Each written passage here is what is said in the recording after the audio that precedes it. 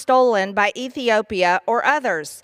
Sleep in comfort knowing I am here to protect the interest of Somalia from inside the U.S. system. Out Central and South America and Venezuela at the hands of the Maduro and Hugo Chavez regimes. That is unacceptable. And as a New York representative, to hear the representative... I looked Omar dead in the eye and said, "You don't get to trash America and then pretend to love it." She spent years disrespecting this country, defending radicals, and mocking the very freedom she enjoys. But this time, I called her out, and for once, she had nothing to say.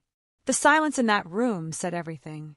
CARE was founded after 9/11 because they recognized that some people did something and that all of us were starting to lose access to our civil liberties. Georgia seek recognition. Mr. Speaker, pursuant to Clause 2A.1 of Rule 9, I seek recognition to give notice of my intent to raise a question of the privileges of the House. The form of the resolution is as follows. Recognized. Censuring Representative Ilhan Omar of Minnesota. Whereas elected members of Congress take an oath to bear true faith and allegiance to the United States without any mental reservation or purpose of evasion. Whereas Representative Ilhan Omar took an oath of allegiance to the United States upon becoming a citizen, declaring, "I absolutely and entirely renounce and abjure all allegiance and fidelity to any foreign prince, potentate, state, or sovereignty, of whom or which I have heretofore been a subject or citizen." Whereas on January 27, 2024, Representative Omar gave remarks at an event in Minneapolis in which she made treasonous statements. Whereas Representative Omar said she has spoken to many Somalians who asked her to intercede for the Somali government by pressuring the United States government into certain actions. Whereas Representative Omar assured the Somalians she spoke to, the U.S. government will only do what Somalians in the U.S. tell them to do. They will do what we want and nothing else.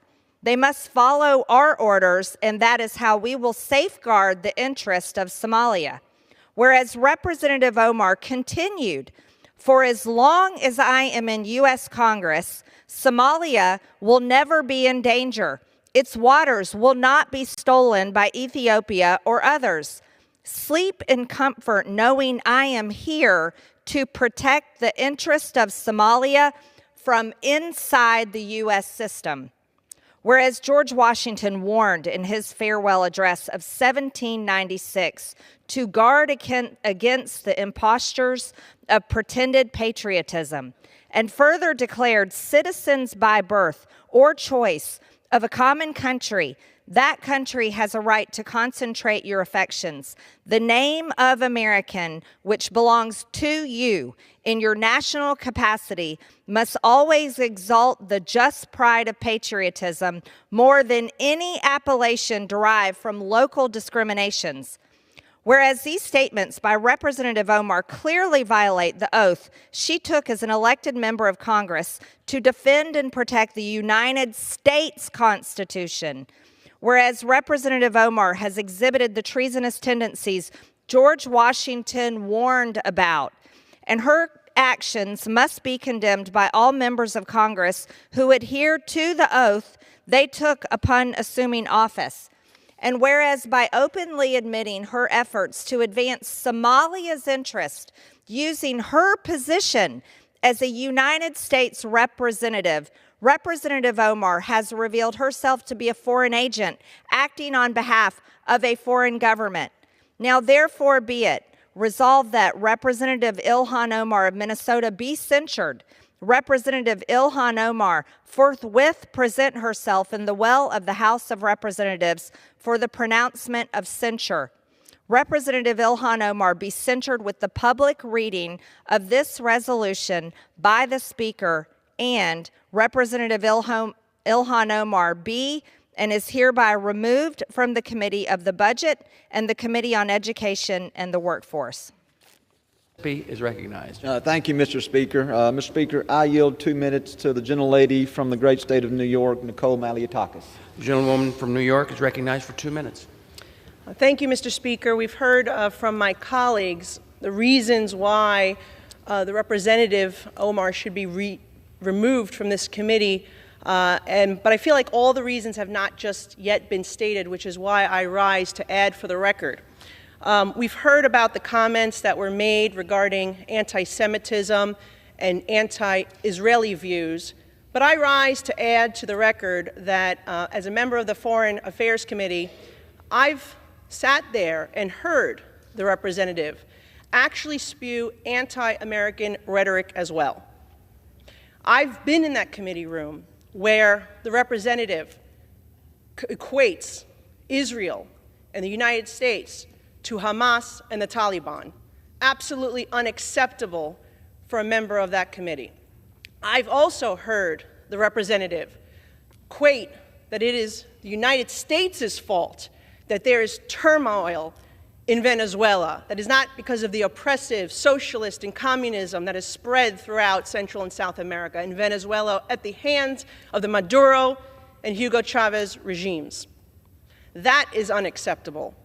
And as a New York representative, to hear the representative belittle, to try to diminish the worst terrorist attack on United States soil on September 11, 2001, as some people did something, that is unacceptable as well. And I hold the same standard for this side of the aisle that I do the other, because when another colleague on my side said something about 9/11, I also voted to have her removed from the Education Committee because I thought that was inappropriate.